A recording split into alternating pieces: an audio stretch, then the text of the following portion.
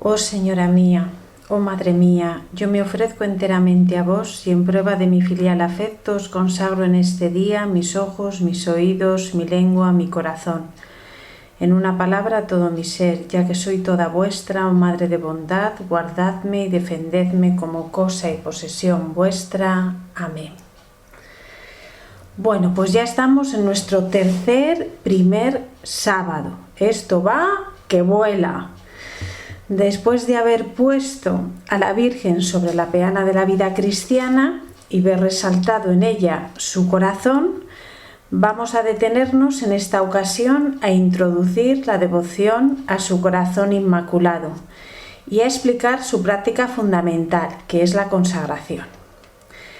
Es muy importante que entendamos que estas revelaciones de Fátima no se reducen a un mensaje tenebroso, como algunos lo ven. Se trata de movilizar las fuerzas de cambio hacia el bien. Es ante todo un mensaje de luz. La luz, ¿dónde resplandece? La luz resplandece en las tinieblas. Nos lo dice Juan 1:5. Frente al materialismo y la secularización de estos tiempos, Dios escoge dos devociones salvadoras, la del Sagrado Corazón de Jesús y la del Corazón Inmaculado de María. Son como nuestros flotadores naranjas salvavidas, donde pone SOS. Uno se agarra a ellos y salva la vida. Pero es que además estas devociones te convierten en apóstol. No lo puedes evitar, es decir, te ponen a lanzar flotadores a todo el mundo para que muchas almas se pongan a salvo. Nuestro Señor le dirá a Lucía, la vidente de Fátima, que la devoción al Inmaculado Corazón de María la quiere colocar al lado de su divino corazón. Los fines son idénticos, la consagración y la reparación. Lucía nos explica que significa llevar a las personas a una plena consagración de conversión. Es decir, supone una vuelta a la vida de la gracia y por tanto a la salvación eterna. Es como si volvemos a recuperar el norte, recalculamos el recorrido que nos diría nuestro GPS. La consagración irá unida al signo del escapulario. En la última aparición de la Virgen en Fátima se quiso mostrar bajo la advocación del Carmen, vestida con su escapulario. La Virgen lo valora mucho, pero nosotros la verdad es que lo vestimos muy poco. En este audio os mando el folleto del escapulario con el ceremonial para que os animéis a vestir el escapulario. Y la reparación irá unida al rezo del Santo Rosario, que es la oración propia de la Virgen. Ella meditaba y contemplaba los misterios de la vida de Jesús. Esto es lo que hacemos cuando rezamos el Rosario. Fijaos que precisamente las primeras apariciones de la Virgen en el siglo XIII fueron a Santo Domingo de Guzmán para entregarle el Rosario y a San Simón Stock para entregarle el escapulario. Estas fueron las primeras apariciones de la Virgen. La hermana Lucía nos dirá que son inseparables, el rosario y el escapulario. El Papa Pío XII afirma que para obtener frutos abundantes del culto al corazón de Jesús, procuren los fieles unirlo íntimamente con la devoción al Inmaculado Corazón de María. Esos frutos abundantes de los que habla el Papa son los tesoros del Padre, los dones del Espíritu Santo, que son como un agua rica en minerales, pero inaccesible. Está en un subsuelo. Esta agua solo se extrae si se abre un pozo. Este pozo ya lo tenemos abierto en el corazón de Jesús. Sin embargo, todos sabemos que no podemos sacar el agua del pozo si no tenemos un cubo. Pues bien, ese cubo es el corazón inmaculado de María. En la medida en que participamos de su fe, que es imagen de la fe de la Iglesia, sacamos el agua del pozo y nos beneficiamos de los tesoros del Padre. Esto es una maravilla. Daros cuenta que de un pozo nunca sacamos la misma agua, es agua siempre renovada. Dios te da lo que necesitas en el momento presente. No es lo mismo lo que necesito ahora que lo que necesité a los 15 años o lo que necesitaré a los 80. Por eso el Papa Pío XII nos propone recurrir al corazón de Jesús, provistos del corazón inmaculado de María, provistos de este cubo. ¿Por qué? Porque nuestro cubo es incapaz de contener este agua sin irla perdiendo por el camino. Está agujereado, no tiene la pureza de María, que ha alcanzado la perfecta unidad interior y ve a Dios. Entonces es mejor hacerlo con el de María. Hay una visión un tanto apocalíptica que tuvieron los pastorcitos de Fátima que es muy luminosa, no sé si la recordáis. Vieron a un ángel con una espada de fuego que emitía llamas que parecían iban a incendiar el mundo, pero se apagaban al contacto con el esplendor que Nuestra Señora irradiaba con su mano derecha dirigida hacia él donde estaba su corazón inmaculado. Aquí nos damos cuenta de que esta devoción es como nuestro pararrayos, para la amenaza que se cierne sobre nuestra fe, que siempre está tan atacada. En la consagración al corazón inmaculado de María, lo primero que tenemos que considerar es lo que es su corazón y luego lo que significa consagrarse a él. Estas dos cosas son esenciales. Empezamos por lo primero. En las revelaciones de Fátima, lo central del mensaje es el corazón de María. La Virgen lo primero que nos quiere decir, mostrándose con él, es que lo tiene, algo elemental que se nos olvida. Y lo tiene para ofrecérnoslo. Por eso lo muestra siempre en su mano en actitud de ofrenda. Se ofrece a nosotros para cumplir con su misión de madre. Por otra parte, si tiene corazón, quiere decir que la Virgen está viva y resucitada, pero con un cuerpo glorioso como el de Jesús. El corazón de Santa Teresa está en una vitrina en Alba de Tormes y otros corazones ni siquiera se han conservado milagrosamente. La realidad corpórea de María nos habla de su corazón vivo y palpitante, que es expresión de su amor hoy y ahora por mí. Hoy y ahora me ama entrañablemente. Es un amor mucho más pleno que el de los santos que todavía no participan de un cuerpo y están en espera. Por tanto, el corazón de María no apunta a la mujer histórica, no va a referirse a María como la hija de Joaquín y Ana, la madre de Jesús, que se casó con José, etcétera, etcétera. Eso no, sino que apunta a lo sensible de la persona, a sus sentimientos, a sus cualidades, virtudes, a su interioridad. ¿Y cómo me ama hoy María?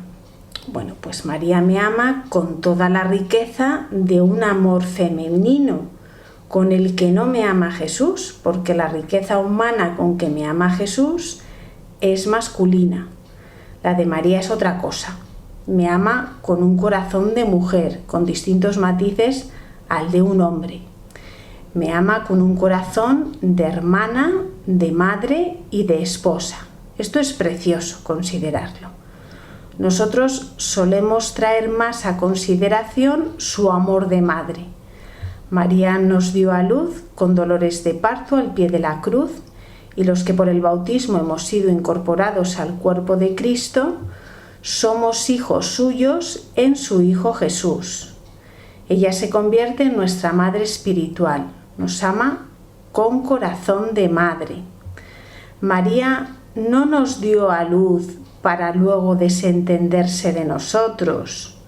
La Virgen, no nos equivoquemos, no es una madre de alquiler como las que hay ahora, sino que ella asume toda su responsabilidad conmigo de principio a fin, desde el día de mi bautizo.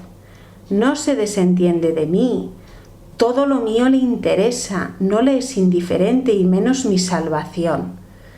Su corazón es puro desvelo por cada uno de sus hijos, también por el mío. Para una madre, cada hijo es único, aunque tenga 10. Yo no sé el número que ocupo con la Virgen María, pero sé que soy irreemplazable para ella, alguien muy suyo e insustituible. Esto las madres lo comprendéis muy bien. Si seguimos ahondando en su corazón, vemos que el corazón de María no es un corazón humano divino, como el de Jesús. María no nos ama con el amor de Dios, nos ama con el amor humano que participa del amor de Dios por la gracia.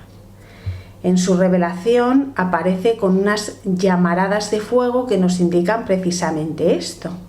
Es un amor ardiente por mí, pero prendido en el amor divino. Lo llamamos corazón inmaculado porque en María no ha hecho falta que Dios derrame sobre ella su perdón y misericordia. Esto no quiere decir que no haya sido plenamente redimida por su Hijo. Lo ha sido, todos hemos sido redimidos. Lo que pasa es que a María se le dio como anticipo los méritos de la pasión de su Hijo para ser concebida sin mancha de pecado. Su corazón fue hecho inmaculado para ser la Madre de Dios. A nosotros, en cambio, es por medio del bautismo que se nos borra el pecado original, pero nos queda la cicatriz, que es esa tendencia que tenemos hacia el mal que nunca tuvo María, aunque pudo pecar si hubiese querido, como lo hizo Eva. Aunque ella se defina como la esclava del Señor, es totalmente libre en sus actos. Así entendemos cómo en el corazón inmaculado nunca está representada la cruz, como aparece en la revelación del Sagrado Corazón de Jesús, porque la cruz es el símbolo de nuestra redención, también la de María. Lo que sí comparten los dos corazones, el de Jesús y María, es la corona de espinas. La corona es símbolo de la soberanía. Solo la tienen los reyes, ¿no? Los reyes y las reinas. Compartieron los sufrimientos y por tanto comparten el reino. El corazón de María está llamado a ejercer una soberanía sobre el mío y a triunfar por su fe. Lo que pasa es que yo, en vez de pronunciar como la Virgen mi hágase al plan de Dios, más bien hago mi plan. Con mi sí dado a Dios, claro que engarzo un buen diamante a la corona de mi reina, pero con mi no la estoy confeccionando con espinas, que son mis pecados y rebeldías. La Virgen se muestra con su corazón coronado de espinas. Sus hijos no la dejan triunfar. De la mayoría encuentra desobediencias, ingratitudes y desprecios y hasta ataques, porque también recibe burlas y blasfemias. Esto es un sufrimiento para su corazón puro, que no tiene la anestesia del nuestro por el pecado. Nosotros vivimos anestesiados, con la pérdida de la sensibilidad somos bastante fríos e indolentes. El corazón de María es doloroso, es tremendamente doloroso, precisamente porque es inmaculado, limpio de pecado, no tiene anestesia ante nuestra respuesta de amor. Por eso le alcanza hasta lo más profundo. Esto lo entendieron muy bien los pastorcitos de Fátima y por eso se entregaron a su reparación. Si queremos establecer la devoción al corazón inmaculado de María en nuestras vidas, tenemos que empezar por establecer una relación viva y personal con María. Un trato de corazón a corazón con mi madre. Por aquí empieza siempre la Virgen.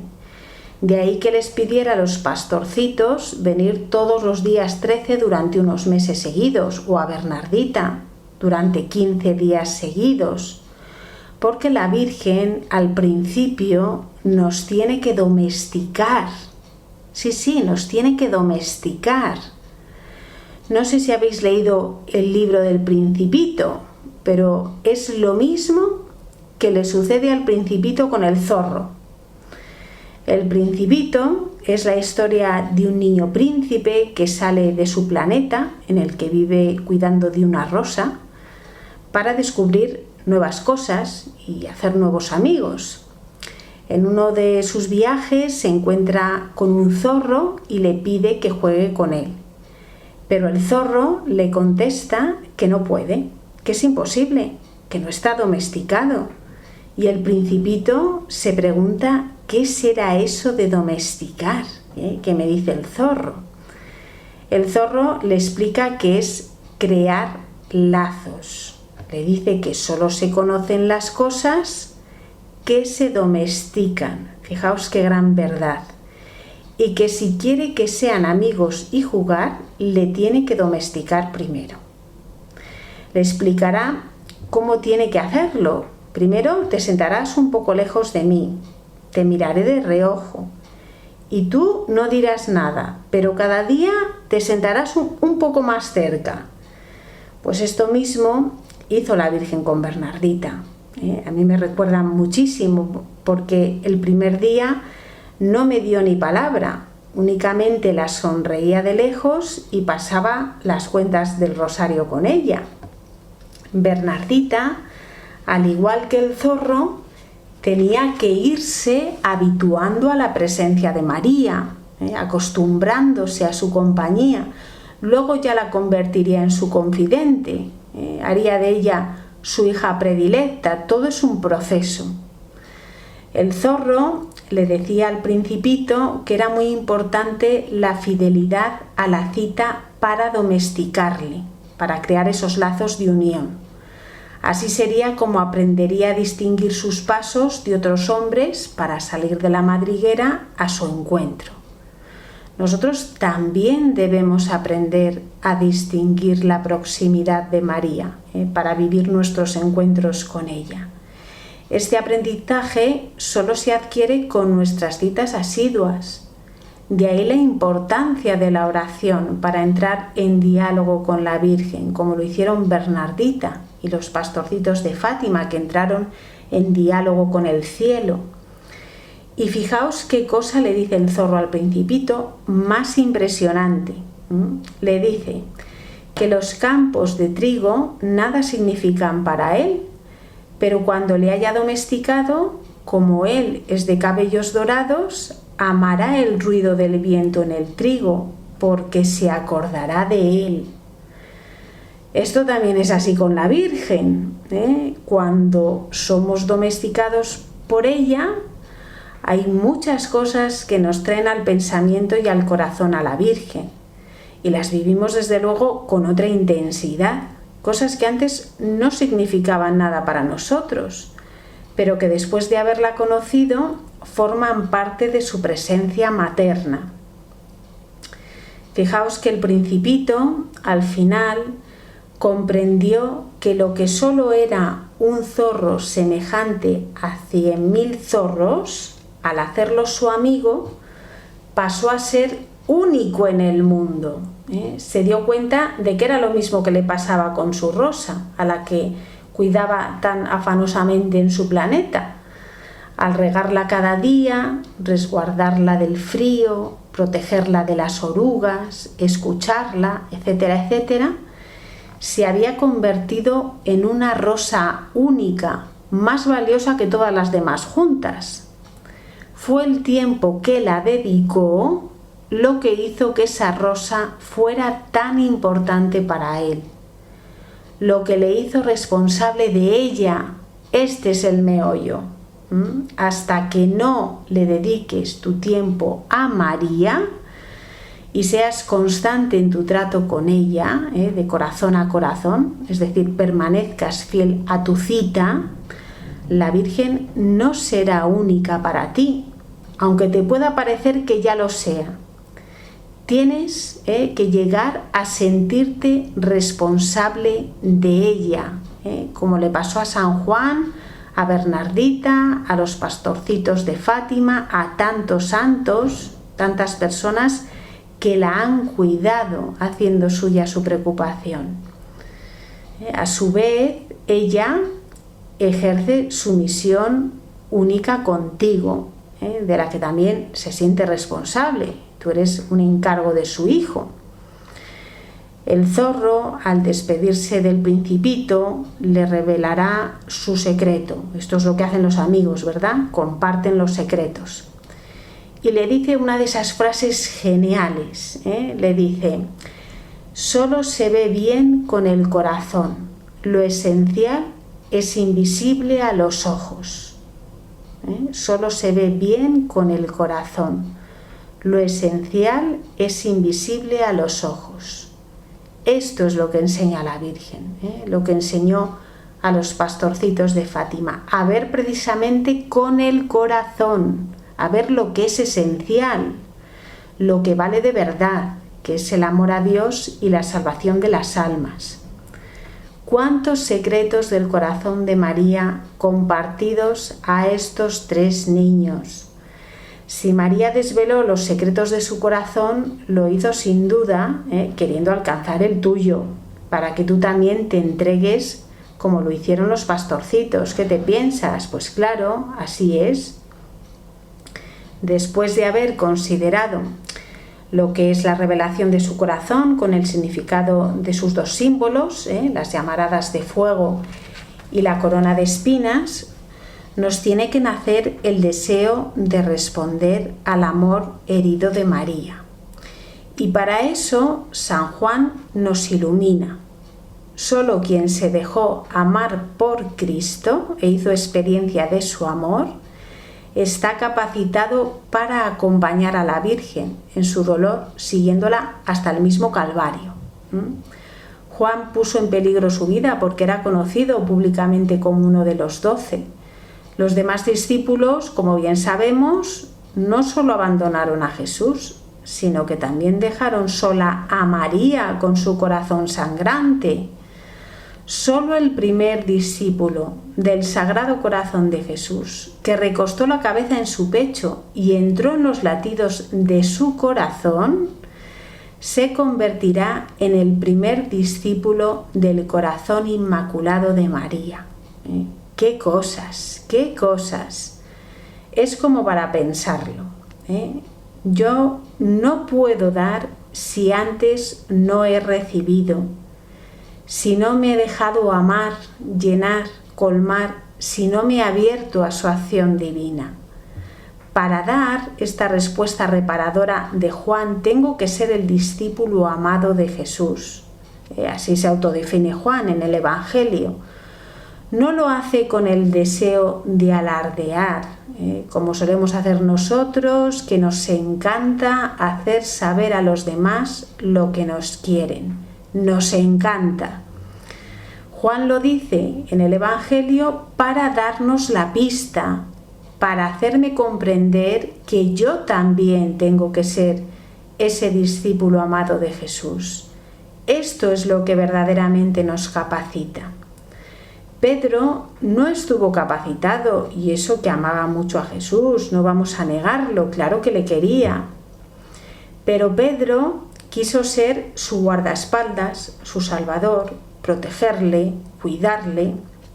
Ahí le vemos sacando la espada todo valiente para defender a Jesús.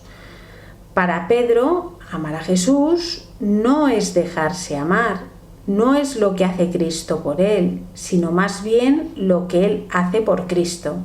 No nace del amor que recibe de Dios, nace de su amor propio. Y lo que nace de nosotros tiende a derrumbarse, siempre tiende a derrumbarse. Pedro se derrumbó. Esto nos sucede mucho, es que no somos muy distintos de Pedro, nos parecemos más a Pedro que a Juan.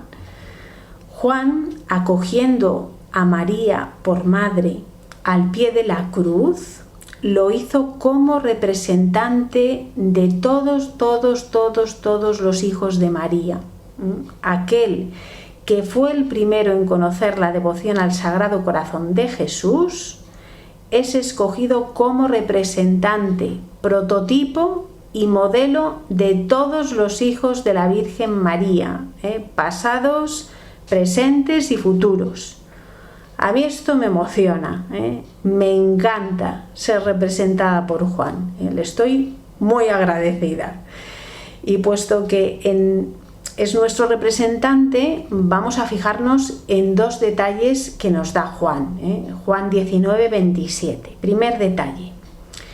Dice, y desde aquella hora el discípulo la cogió en su casa. Lo dice refiriéndose a María. Fijaos que no fue en cualquier hora, sino en la hora del Calvario, cuando el corazón de María es traspasado por una espada de dolor.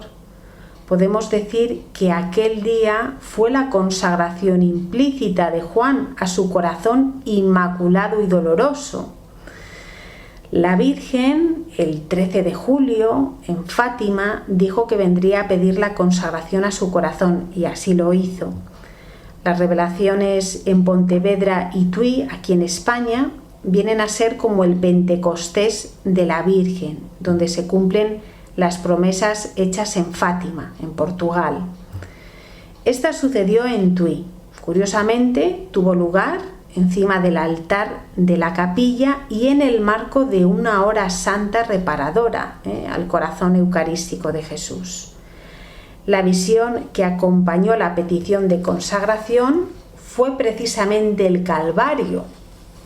Como vemos, Dios no da puntada sin hilo, todo lo deja bien dispuesto para nuestra lectura. Fue una visión impresionante que es poco conocida en el mensaje de Fátima. Os mando la imagen en este audio.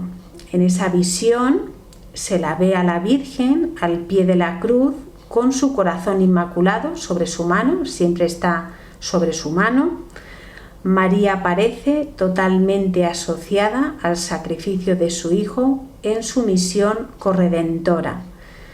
De la cruz se desprenden las palabras misericordia y gracia, pero vienen a ser como un agua cristalina de un manantial. Para poder beber este don de la salvación del corazón de Cristo, María desempeña una importantísima función conmigo, la de auparme como a un niño pequeño hasta el caño de la fuente, porque está muy alto en el madero de la cruz, por eso ella se pone al ladito, para auparme. Creo que todos hemos tenido esta experiencia con nuestras madres, no sé vosotros, pero a mí me llevaban a jugar, me entraba una sed que pa' qué, y mi madre me cogía en brazos para que llegara hasta el chorrete de agua y pudiera beber. Yo no llegaba. La Virgen no es muy distinta de nuestras madres. Lo que cambia no es su disposición frente a nosotros, sino la fuente a la que nos arrima para nuestra sed, que es otra muy distinta. Pero hay un detalle crucial en todo esto. Si yo quiero ser cogida por los brazos de María para ser aupada y poder beber, tengo que hacerme pequeña. Los hijos grandes pesan mucho, no pueden ser tomados en brazos y menos sostenidos. Solo es posible con hijos pequeños, pequeños y dependientes. Con estos María sí puede ejercer de madre, con estos. Segunda cosa que nos dice San Juan: y la cogió en su casa como algo propio. El término casa es indicativo de familiaridad con María. Cuando nos consagramos a su corazón, hacemos como Juan, la cogemos como algo tan propio, tan nuestro, que tiene entera libertad para hacer y deshacer en nuestra vida a su antojo. Le estamos dando las llaves de nuestro corazón, de nuestra intimidad.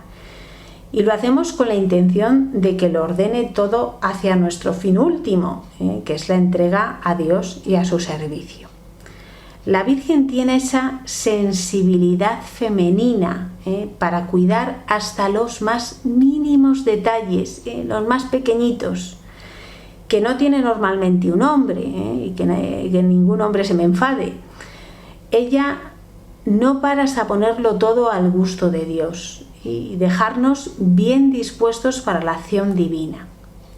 San Luis María Griñón de Montfort dice que María alojada en nuestra casa nos forma, alimenta y nos da a luz para la vida eterna. Echan raíz de sus virtudes y el Espíritu Santo, encontrando a su esposa, hace sus obras de la gracia. Bueno, pues la intervención de una madre en la educación de sus hijos no es la misma que la de una profesora. Para empezar, una madre no recurre a los estudios. ¿Cómo interviene entonces? Bueno, pues con indicaciones discretas, con su actitud más que con sus palabras. María nos dice muy pocas. Así inclina nuestro corazón a la verdad, abre nuestro espíritu a la luz y nos entrega al amor. Las madres educan por el trato cotidiano y concreto en 1000 cosillas. La casa no es el colegio. Nuestra capacidad de escucha y de disponibilidad es el campo en el que ella actúa. Siempre es así. Pablo VI afirma que Jesús mismo, dándonosla como madre, la señala como modelo. ¿Pero como modelo de qué? Sí, de muchas cosas, ya lo sabemos, pero fundamentalmente colaborando como ella en la redención. No colabora el que hace obras buenas, estas también las hacen los ateos, sino el que hace la voluntad de Dios en todo momento, que es muy distinto. Para esto nos consagramos al corazón inmaculado, para vivir la palabra de su corazón, su fiat al plan de Dios. Esto sin oración y sin vida sacramental es imposible de vivir, imposible. María lo vivió en constante diálogo con Dios y unida a Él, no lo olvidemos.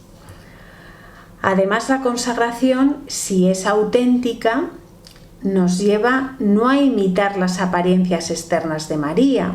Hay personas que lo confunden con una comedia, sino que si ella está alentando y sosteniendo mi fe, está presente en mi vida, en mi trato personal y diario, eso se va trasluciendo involuntariamente al exterior en las más pequeñas acciones, en los gestos, en el modo de obrar, de vestir, como de este recato, en el tono de voz, en las posturas, en mi piedad, en mis conversaciones, etcétera, etcétera, etcétera. Nuestras más insignificantes acciones revelan si mi corazón está impulsado por los latidos del corazón de María. Tenemos que tener la misma aspiración que tenía Teresita de Quevedo, cuando le pedía a la Virgen algo que tenemos que pedir nosotros. Le decía, que quien me mire te vea. Que quien me mire te vea. Estas almas que reflejan el corazón de María sí son las flores de las que habló la Virgen a Lucía, que serían puestas por ella para adornar el trono de Dios, no otras. No os engañéis, la Virgen no pone unas flores que no se parezcan a ella. A nadie se nos ocurre, ¿no?, pues llegar a adornar el altar o el sagrario con unas flores rancias y bochas, pues mucho menos a la Virgen. Ella pone a los que abrazan su devoción, como así se lo dijo a Lucía. Antes de hablar de lo que significa consagrarse al corazón de María, tenemos que hacer una aclaración básica. Consagrarse, lo que se dice consagrarse, solo es a Dios, pues el mismo Jesús nos lo dice en Lucas 4:8. Al Señor tu Dios adorarás y a Él solo servirás. Consagrarse significa entregarse totalmente a, y eso no se puede hacer a ningún santo. Me diréis entonces, ¿y a la Virgen?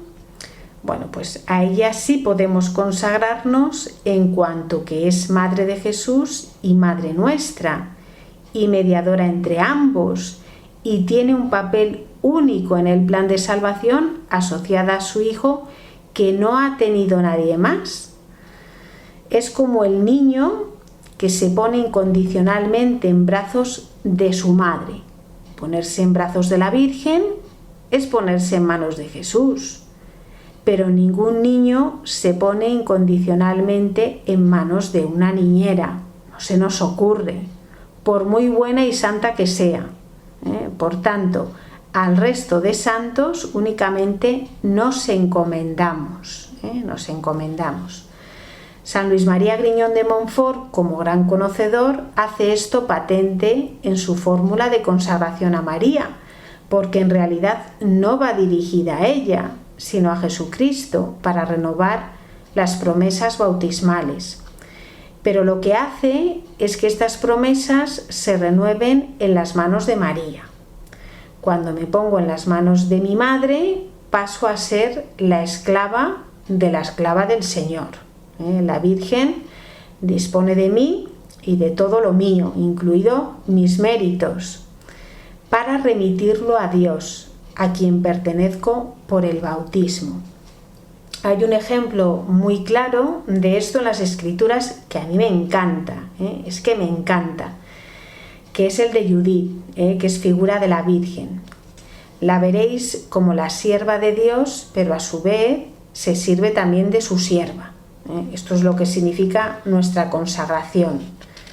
Judith toma a su sierva como si fuera de su propiedad y hasta se la lleva al campo enemigo, donde pretende cortar la cabeza de Holofernes y salvar así a su pueblo, ¿no? Al pueblo de Israel. Su sierva ignora lo que pretende su señora, como nosotros tantas veces, pero confía, no pregunta, simplemente obedece. Y cuando ya le ha cortado la cabeza a su enemigo, carga a su sierva con la cabeza. Por supuesto que ella desconoce lo que lleva en sus manos, es que si no, le habría dado un yuyu, ¿no? Como a nosotros. La Virgen nunca nos asustaría, pero sí quiere que nos dejemos conducir por ella. No dudes de que si así lo haces, pondrá la cabeza de la serpiente en tus manos, como hizo Judith con su sierva. Será la victoria sobre el enemigo. Así que hay que hacerlo.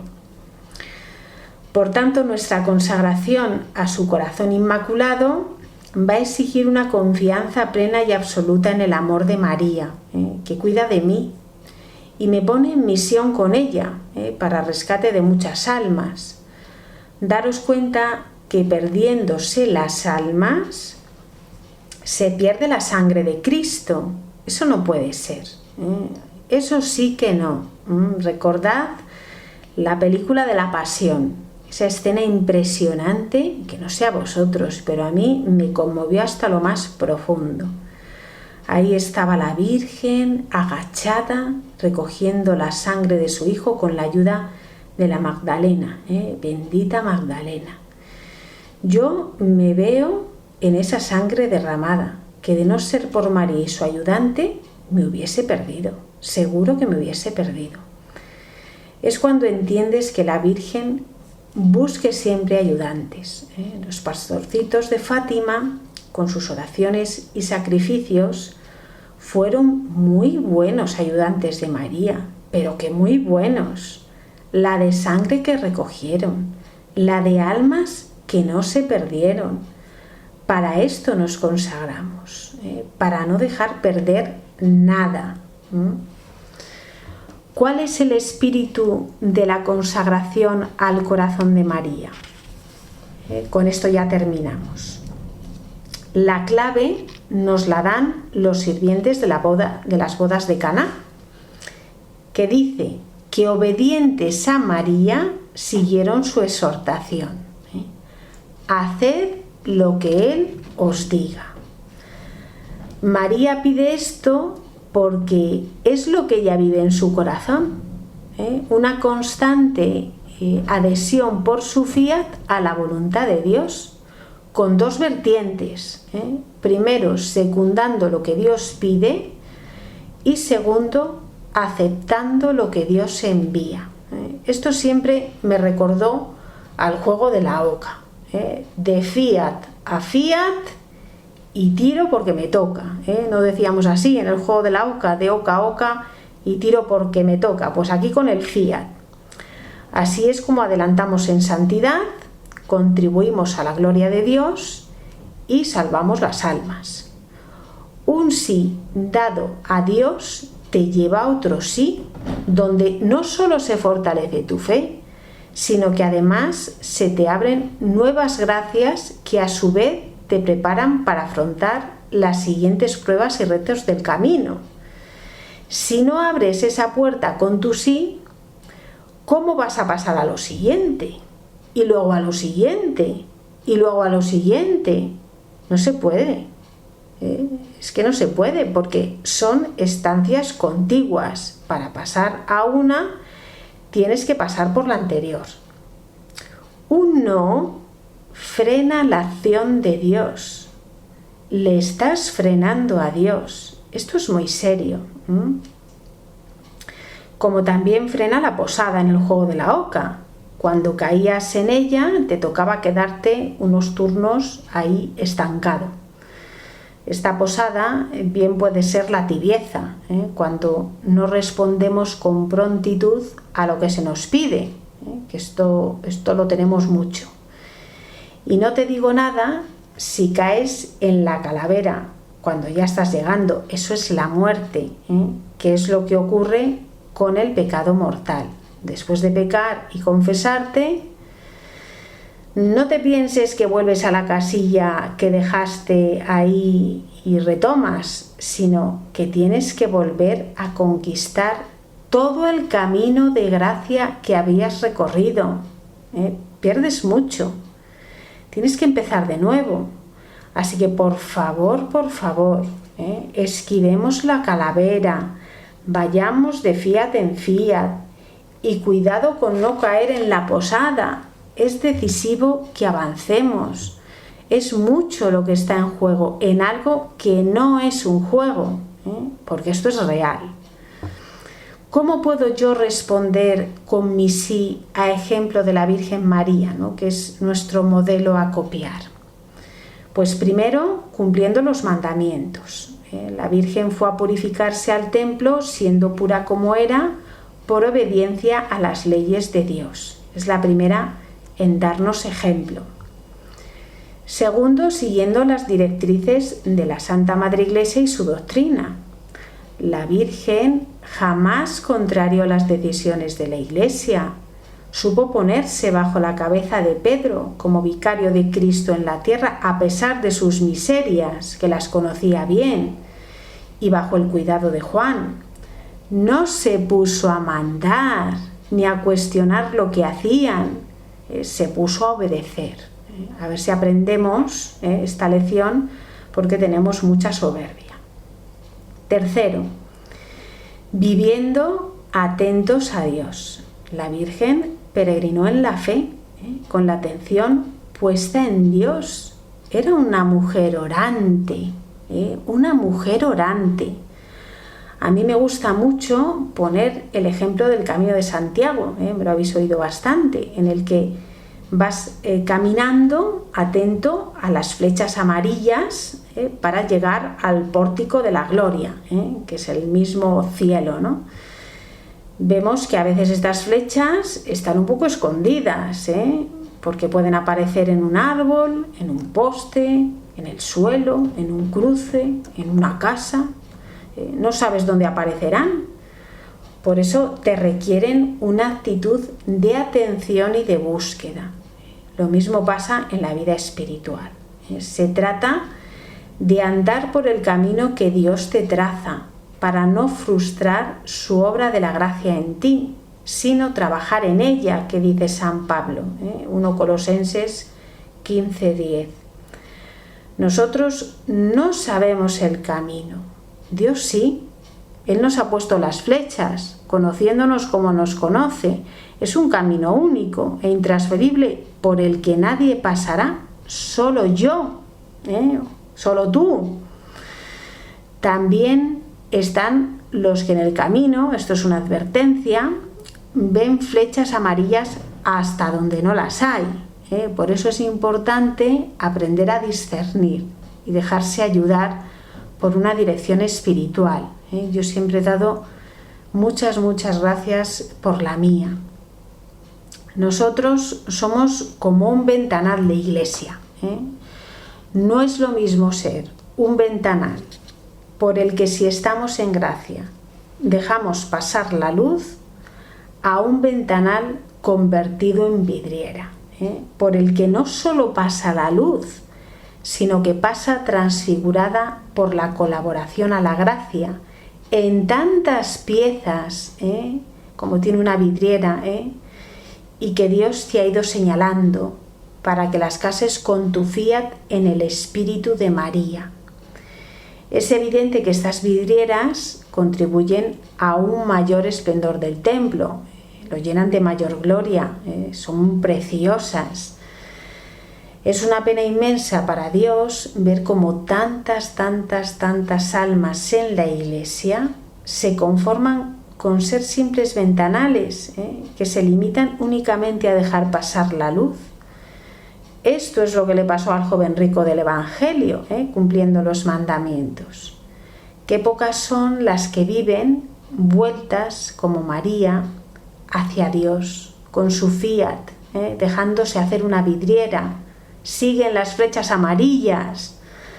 María fue la primera y más preciosa vidriera de la iglesia, modelo de todas las que vendrían detrás en su iglesia, también la tuya.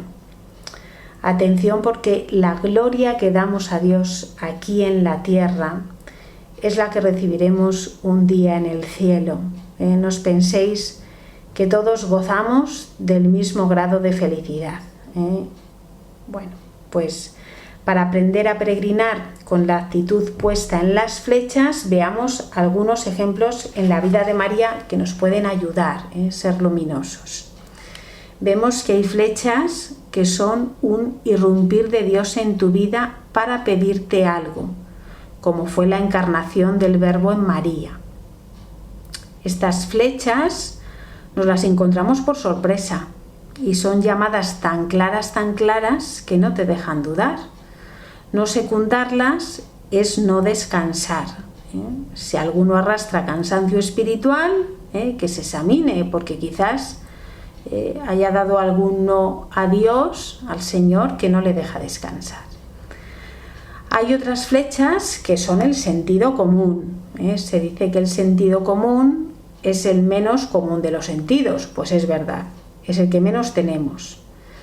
María, informada por el embarazo de Isabel tan mayor, se pone en camino para ayudarla. La caridad le urge, guiada por su sentido común. La Virgen tenía mucho sentido común. Tercero, otras flechas, en cambio, son los acontecimientos. Ahí tenemos el edicto del César, que fue un signo claro que arrojó luz en María para ir a Belén. Formaba parte del plan de Dios. Como veis, Dios lo utiliza todo. Así que hay que estar muy atentos a los acontecimientos. Y luego hay otras flechas que son encargos que se te hacen personalmente. He ahí a tu hijo, fue el encargo de María, que ya no regresó a su casa, se fue con Juan. Esta flecha fue determinante, ¿no?, para tomar otra dirección muy distinta a la que hubiera tomado ella. Pues bien, vivamos en esta búsqueda de la voluntad de Dios con el espíritu de María. Es una aventura preciosa, única del Señor contigo. El camino no se esconde de ti, como muchas veces te piensas. Eres tú el que te escondes de él y te lanzas a lo que te parece, dejando de lado las flechas que Dios te había colocado. O sea, las has dejado ahí. Le rezamos a la Virgen con fe, le pedimos su ayuda y le pedimos que nos dé su corazón, porque necesitamos su corazón para adherirnos al plan de Dios como ella lo hizo.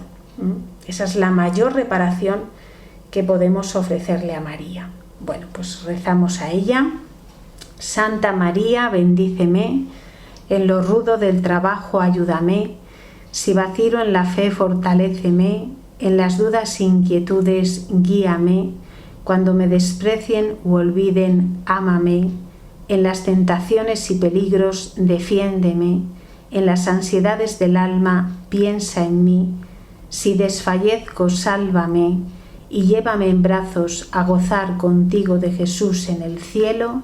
Amén.